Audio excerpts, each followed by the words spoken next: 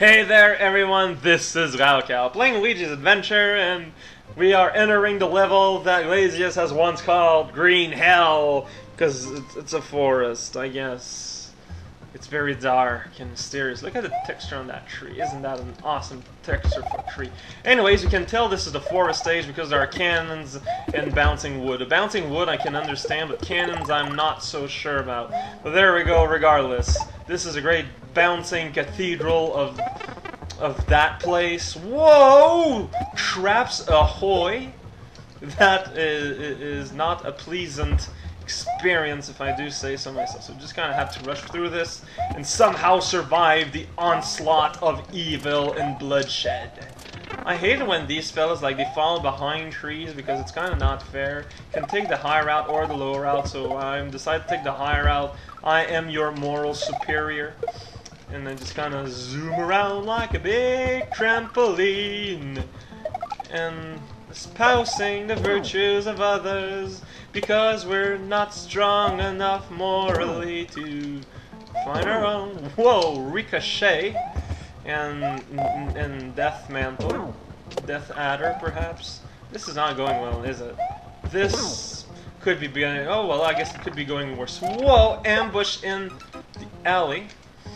That was fair. That was total display of fairness. What are talking about you? Circle is a shape that is oft mentioned in the LP subforum, but never in a quality fashion, which I find revolting. Circles are pretty nifty shapes when you look at them mathematically. Also, there are Meatles in the forest. I guess they're scouting around to see if there are any valuable resources in the forest, like magical crystals or orbs of wisdom, or I don't know, elves. I guess you can use elf for some things.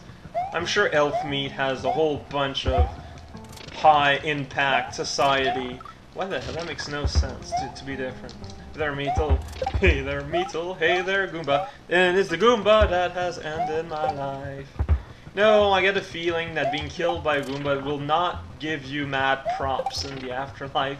Just a little impressions I's got to use strange lingo derived from a region that you may call the circus. Yeah, the circus, the concept of circus has been granted some sort of independent state of geography, so now they can have their own laws. So if you ever go to circus now and they decide that they're gonna like rip out your skin and use it as some sort of tablecloth over their outer worldly hellish Satanist meals of live fish and turkey, well, you can't do anything about it except maybe call for their authorities, but chances are they're just gonna sneak in your hotel room and smell at the different paintings that were nailed on the wall.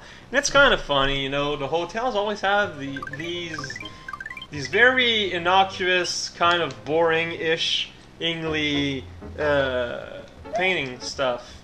This is the world made of wood, because we're in a forest, so there's giant wooden blocks. Yeah, they're like pre-cut for lumberjacks. Lumberjacks, they sure love to see this around. It's like, oh wow, half our jobs are already done. Now we just need to deal with those freaking fuzzies. Unless maybe that is the job of the lumberjack, and I'm just putting things like I'm ignoring Oxum's razor here. Whoa! Okay, so that's pretty much what I have to do. That's amazing. Wow, that's like, hello, I feel like being very naughty tonight, so have some death. That is the very definition of naughty. Naughty is not marrying a person. Well, unless it's like a one-night marriage. Does that exist? So I think it used to exist back in the day when you absolutely had to marry. Like, they find a loophole where they just kind of find a reason to justify them being married for a few hours or minutes, depending, considering that, yeah. And this is the part where there are fuzzies in the canopy. I like that canopy graphic. I'm gonna admit, the background, I think it's top notch. It is a very nice background. There's ladder here, and it's kind of frightening me, but the Koopa there, and he kind of frightening me. Wow, what's the point? I don't know. It is a mystery for everyone to scale. It's like the Mount Everest. You just kind of ask yourself that because it's freaking there. And that is sufficient an answer, apparently. It's not to me, but there you go. I'm not a mountain cleaner, I have to say. Nor a mountain climber, nor a mountain excavator, nor a mountain appraiser. You know, I have absolutely nothing to do with mountains whatsoever. Mountains and me, we're like cherries and a bumblebee.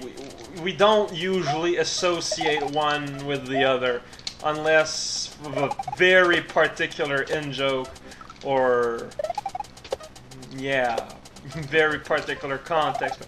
I don't know, maybe like bee professionals, they think of cherries a certain way. I don't know, to be honest. I've never really thought of bees more than hilarious, dangerously animal, and also in my short Mugen thread where bees were very there, but, you know, in the poetic sense.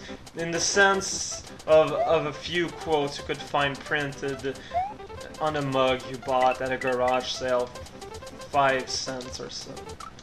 I'm waxing poetics here. Whoa! Fuzzy alert in the afterlife.